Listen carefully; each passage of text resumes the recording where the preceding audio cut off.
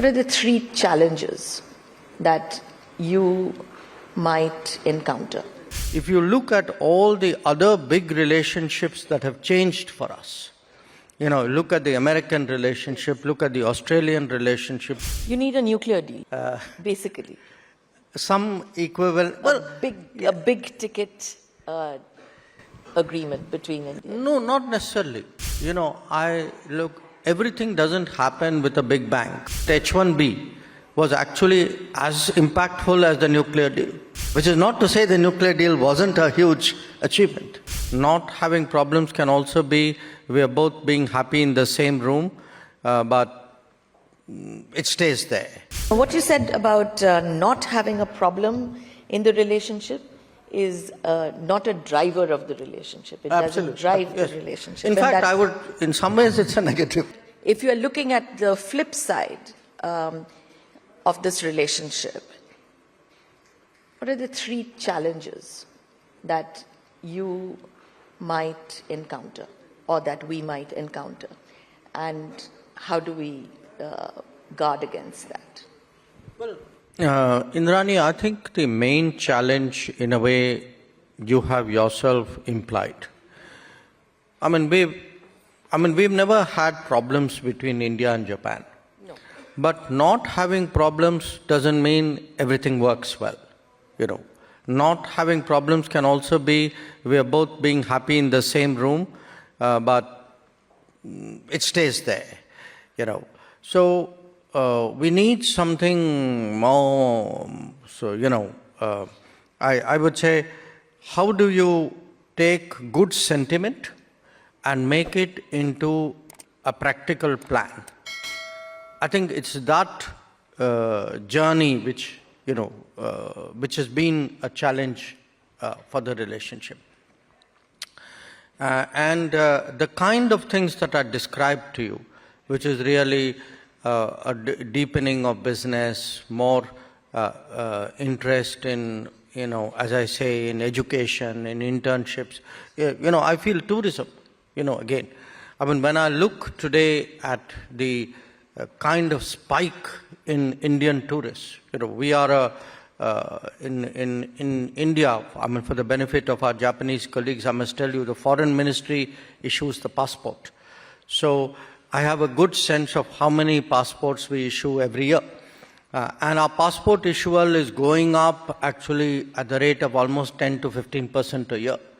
And we are issuing pretty much between about 13 million to 15 million passports every year. And these are 10-year validities, so you can imagine accumulated what it's doing. In this country, foreign travel is growing. Interest in foreign tourism is growing. But we haven't yet seen any of this really directed at Japan.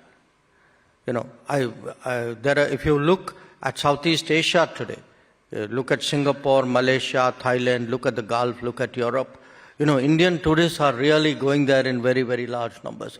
So how that part of it, as I said, good sentiment, not yet doesn't automatically translate into practical activity. That is challenge number one. Challenge number two, the supporting activities, more tourism, more education, that, and even incoming tourists is, we are not seeing that kind of numbers yet. And I would say, in a way, for me, the third issue is a belief that the government, somehow governments are going to build this relationship. The governments can lead this relationship, they can shape the relationship. But if you look at all the other big relationships that have changed for us, look at the American relationship, look at the Australian relationship, look at the Gulf relationship. They've also changed because, the government has given the signal, but there's a huge societal kind of backup which has happened. And if this relationship needs that kind of backup. And that's really when we can actually get it moving. You need a nuclear deal, basically. Some equivalent. A big ticket agreement between India. No, not necessarily. everything doesn't happen with a big bang.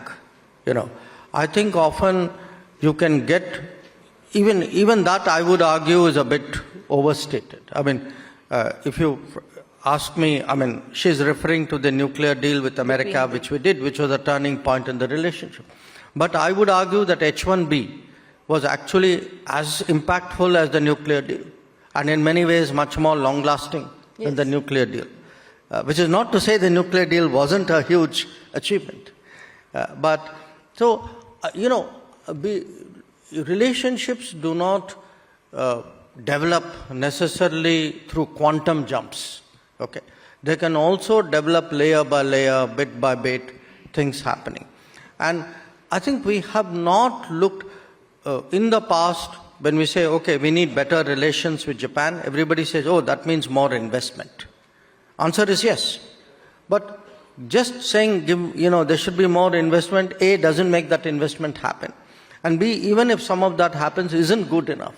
I think we need the rest of the supporting activities. And there are models. When I look at Japan's relationship with Southeast Asia, when I look at Japan's relationship with its own neighbors in Northeast Asia, I think there are lessons for us that when I look at the kind of student numbers from those countries, when I look at the number of tourists from those countries, look at the number of flights from those countries, hotels from those countries, those are all, missing pieces in our relationship. And that's, what you said about not having a problem in the relationship is not a driver of the relationship. It doesn't drive the relationship. In fact, in some ways, it's a negative. Yes, it is. It's because once you have a problem, you look for a solution, and that has other implications. That's actually an interesting view.